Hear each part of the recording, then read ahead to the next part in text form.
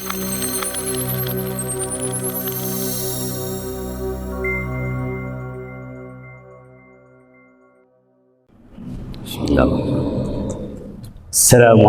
warahmatullahi wabarakatuh. Alhamdulillahilladzi khalaqal insana wa 'allamahu al-bayan. Nashkuruhu syukra man talaba al-mazid minal malikid dayyan. Asyhadu an la ilaha illallah wahdahu la syarika lahul karimul mannan. Wa asyhadu anna Muhammadan abduhu wa rasuluhu al-mab'utsu bi asyrafil adyan. Allahumma salli wa sallim wa barik ala sayyidina Muhammadin wa ala alihi wa ashabihi ahlul fadl wal irfan, amma ba'd. Ayuhal hadirun, jamaah zuhur yang Allah muliakan, Allah subhanahu wa ta'ala berfirman di dalam Al-Quran surah An-Nisa ayat yang ke-9. A'udzu billahi minasyaitonir rajim. Wal yakhshal ladzina law taraku min khalfihim dhurriyyatan di'afa khafu alaihim falyattaqullah waliyaqulu qawlan sadida. Takut hendaknya kamu, kata Allah, meninggalkan generasi yang lemah ekonominya, lemah akidah dan akhlaknya. Bertakwalah kepada Allah dan ucapkanlah hanya yang baik-baik saja. Jemaah yang Allah muliakan, kembali kita bersyukur kepada Allah Azza wa Jalla atas setiap limpahan rahmat, rezeki, kemudahan yang Allah berikan kepada kita. Semoga istiqamah kita dalam bersyukur itu, apa yang Allah janjikan dalam Al-Quran, bisa kita dapatkan. La in syakartum la azidannakum. Bersyukur kita, Allah tambahkan, Allah perbaiki keadaan. Tetapi sebaliknya, wala in kafartum inna adabi lasyadid. Kalau kita kufur terhadap nikmat Allah, azabku juga pedih, kata Allah. Maka istiqamahlah dalam bersyukur. Salawat beriring salam kita sanjungkan junjungan kita Nabi besar Muhammad sallallahu alaihi wasallam.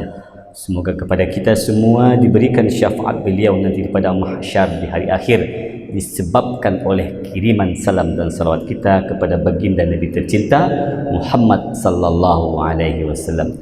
Jamaah yang Allah muliakan, dalil yang kita bacakan di awal tadi, Quran surah An-Nisa ayat yang ke-9. Allah subhanahu wa ta'ala mengingatkan dan menegaskan agar kita semua hendaknya risau, takut meninggalkan generasi yang lemah setelah kita. Setiap kita akan mati. Kullu nafsin dha'iqatul maut. Seberapapun banyaknya uang kita dan sehebat apapun, setinggi apapun jabatan kita, karena ujung kehidupan ini adalah kematian. Sebelum itu terjadi, kata Allah, tidak takut kamu, kata Allah, setelah kamu tiada nanti, kamu meninggalkan generasi yang lemah. Dzurriyyatan di'afa. Di'afa di sini ada dua, setidak-tidaknya ada dua. Yang pertama, lemah secara finansial. Tidak boleh kita tinggalkan anak cucu itu dalam keadaan lemah ekonomi. Risau kita, karena dia nanti bisa berpotensi mendekati kekafiran. Yang kedua, lemah secara akidah dan moral. Takutlah kita, kata Allah Azza wa Jalla, meninggalkan generasi yang lemah akidah dan moralnya. Kenapa demikian? Karena hari ke hari belakangan ini perkembangan ilmu dan teknologi informasi menghadirkan banyak fakta di hadapan kita bahwa hari ini anak kita sudah susah diatur dengan kata-kata. Mereka lebih sering menatap gadgetnya daripada menatap kita, wajah ibu dan ayahnya. Mereka lebih terkunci aktivitasnya, takut meninggalkan gadgetnya itu, apa yang sedang mereka mainkan, berbanding perintah kita yang kita ucapkan tadi. Itu hari ini terjadi di mana-mana, di sekolah, di rumah. Bahkan ada orang tua yang marah karena anaknya selalu saja melihat HP atau gadget itu dan tidak bisa dikendalikan. Sampai-sampai berniat, sudahlah besok enggak dibelikan lagi pulsa, tetapi di rumah ternyata ada IndiHome yang bisa dia akses 24 jam. Teknologi ini, jamaah, menjauhkan orang tua dari anaknya. Allah Azza wa Jalla mengingatkan, wal yakhshal ladzina law taraku min khalfihim dzurriyyatan di'afa. Kalau begini terus kejadiannya, jangankan hanya akidahnya, semua aspek kehidupan yang bisa dipertanggungkan jawab nanti di akhirat lemah untuk mereka ini. Karena kebanyakan orang tua justru sebaliknya, tidak menjaga, tidak mengontrol bahkan memfasilitasi itu tanpa kendali, sehingga anak hari ini didedahkan kepada perkara-perkara yang bersifat ilmu, pengetahuan, teknologi, gadget dan segala macamnya, tapi tanpa kendali, tanpa kontrol dari orang tua. Ini jemaah yang Allah muliakan berbahaya. Kenapa berbahaya? Dalam satu hadis sahih riwayat Imam Bukhari dan Muslim, kullu mauludin yuladu 'alal fitrah. Setiap yang lahir itu dalam keadaan suci, fitrah. Diperkuat lagi oleh hadis lain riwayat rawahu Bukhari, diriwayatkan oleh Imam Bukhari, kullu insanin taliduhu ummuhu 'alal fitrah. Orang, setiap manusia itu dilahirkan oleh ibunya dalam keadaan fitrah. Fa abwahu yuhawidanihi, maka ibu bapaknya lah yang akan menjadikan ia Yahudi, au yunassiranihi atau Nasrani, au yumajjisanihi atau Majusi penyembah api.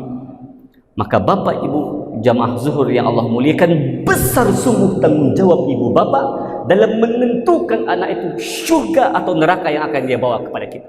Kalau anak yang main gadget tadi, tolong pertimbangkan. Besar sungguh tanggung jawab ibu bapa dalam menentukan anak itu syurga atau neraka yang akan dia bawa kepada kita. Kalau syurga yang anak itu bawa kepada kita, maka layaklah ia berada dalam kategori idza mata ibnu adam in qata'a amalahu illa min thalath. Mati anak cucu Adam, putus semua amalnya kecuali yang 3. Salah satunya adalah waladun salih yad'ulah, doa anak yang saleh yang mendoakan kedua orang tuanya.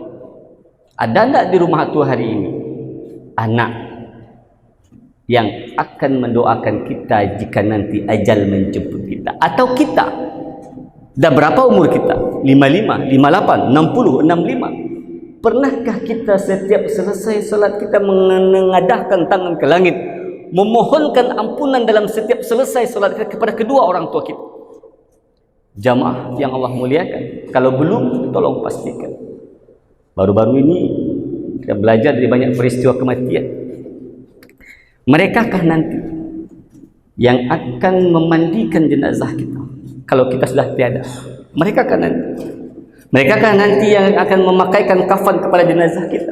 Mereka kah nanti yang akan menjadi imam solat jenazah kita? Mereka kah nanti akan turun ke kubur menanti mampu memikul jenazah kita? Kalau belum, tolong pastikan.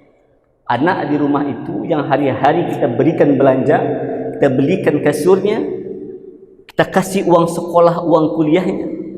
Mereka kah nanti yang akan memandikan jenazah kita kalau kita sudah tiada? Atau awak meninggal, mayat jenazah masih terbujur di tengah rumah berbungkus kain batik, lepas nyolai heboh je pusako. Tanah rukun di pasar raya jangan gaduh-gaduh. Apalah babi taruh kaden. Jangan ganggu sawah yang di sana, yang di kampung. Ibu sudah mewasiatkan kepada saya. Mereka ribut jamaah sementara jenazah kita masih terbujur di tengah rumah berbungkus kain batik lepas. Yang memandikan jenazah, nyo panggil orang, kan ada kongsi kematian di komplek perumahan. Orang kongsi kematian. Kalau di kampung ada orang siaknya. Padahal tanggung jawab adalah anak, istri, waris yang ditinggalkan. Itu kewajiban menyelenggarakan jenazah. Tapi tidak mereka lakukan. Kenapa? Tidak bisa. Kalau orang lain memandikan mayat main cepat. Kenapa? Setelah itu mereka ada kerja. Mau menyalahkan mereka tidak bisa. Kita minta tolong. Nyo siram capek, nyo gosok, nyo gisang, sudah selesai. Tapi kalau kita anaknya yang mandikan, kita usap tubuh badan itu lembut-lembut. Wak basan kepala ojo ayah, kita pijat kepala ibu bapa. Andai kata kita yang memandikan, wak ambil bawah, wak siram dengan air. Seakan-akan kita memandikan beliau dengan penuh cinta. Kita anak. Yang paling penting jamaah, andai kata dalam tubuh badan ibu bapa kita tadi ada air, berapa lama orang yang memandikan tadi sanggup mengunci dan menahan mulutnya? Sebulan, 2 bulan, 3 bulan, cukup bulan keempat. Ingat tak? Jenazah apa sianu yang kita mandikan, tak muhabi, astagfirullah. Aib orang kita tersebar di kampung. Tapi ingat, kalau kita anaknya yang memandikan, andai kata ada aib dalam tubuh badan ibu bapa tadi, aib itu tutup sampai di situ.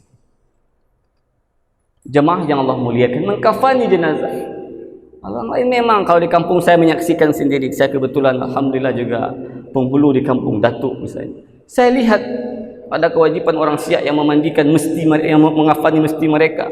Sadangnya mengkafani, saya berdiri di belakang, dipanggilnya ahli waris, kodenya begini, duit berapa? 300.000. Sedang mengkafani jenazah, mereka membagi-bagikan duit kepada 6 orang itu, 550.000 satu orang. Na'udzubillah. Kalau anaknya, kita yang mengkafani, kita bentangkan kafan itu elok-elok sebanyak yang kita bisa 5, 7 lapis, kita bungkus, kita ikat. Menjadi imam salat jenazah kepada orang tadi. Kalau orang lain yang berdiri di depan, Bapak Ibu, bagaimana pandangan Bapak Ibu terhadap mayat jenazah di depan? Mayat. Tapi kalau kita anaknya yang di depan, jamaah, Bapak Ibu, bagaimana pandangan Bapak Ibu terhadap ayah saya?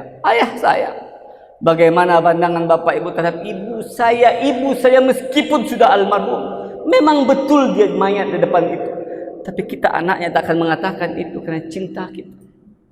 Jadi imam salat jenazah misalnya, kita akan baca elok-elok, cepat, santai kita baca.